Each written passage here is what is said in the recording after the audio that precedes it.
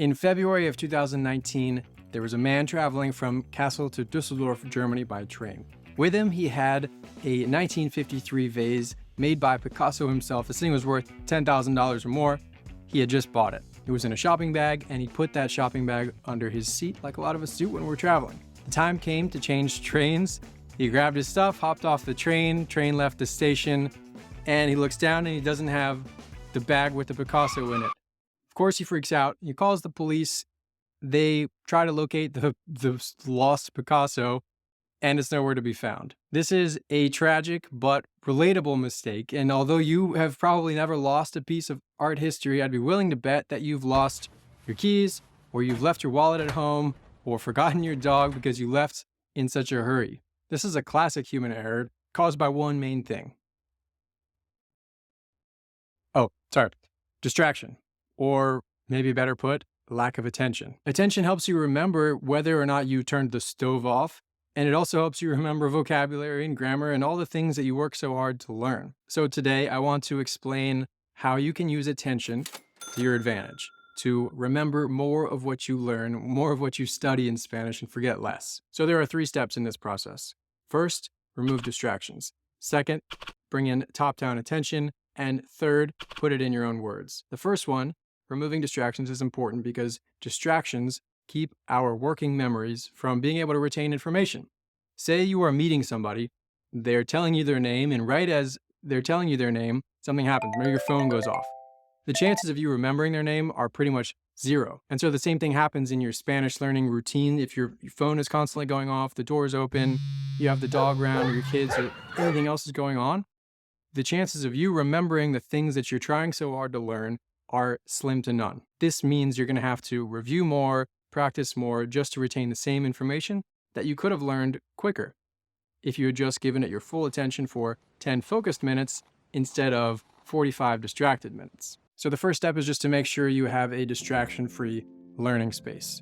This might mean shutting the door, putting your headphones on, silencing the notifications on your phone, whatever you need to do to make sure that you're not going to have things interrupting you while you're trying to pay attention to what you're doing, basically reducing the chances that your attention is going to get diverted. The second step is to bring in top-down attention.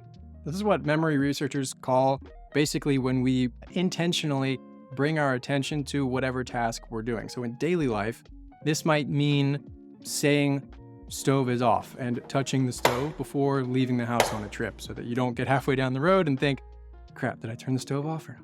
In Spanish, this can mean a few different things. It can mean saying the word out loud in a phrase. It can mean creating a handy mnemonic.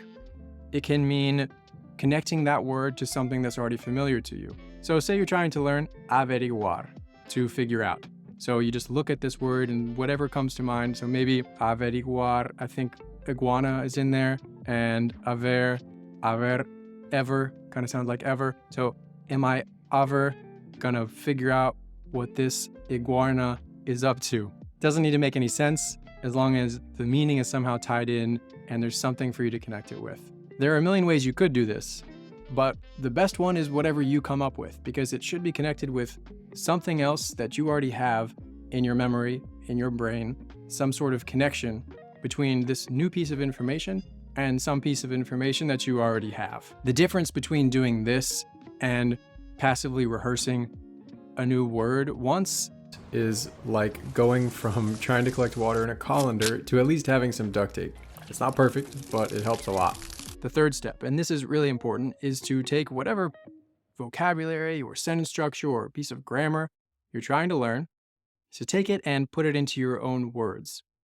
Decades of research has shown that effortful processing, meaning taking what we're trying to learn and using our brains to manipulate it, change it in different ways, and in the case of language learning, put it in our own words, it makes a huge difference in our ability to make that piece of information enter our long-term memories. So when you put effort into the processing of new information, it makes it stick.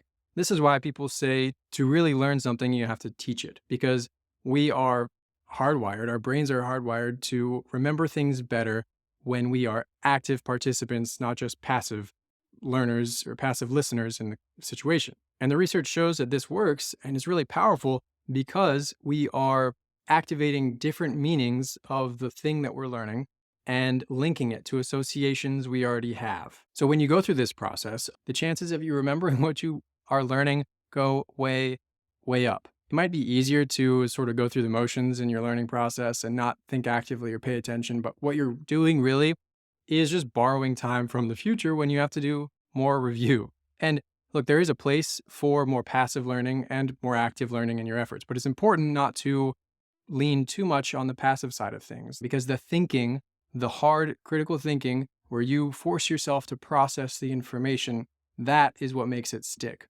And attention really is the real key behind all this, because you can't do any of that if you are distracted and if you're not giving things your full attention. Now, the big question is, how do you actually remember what you learned in this video? Well, the best way is to put it into practice right away by learning the phrases in this video.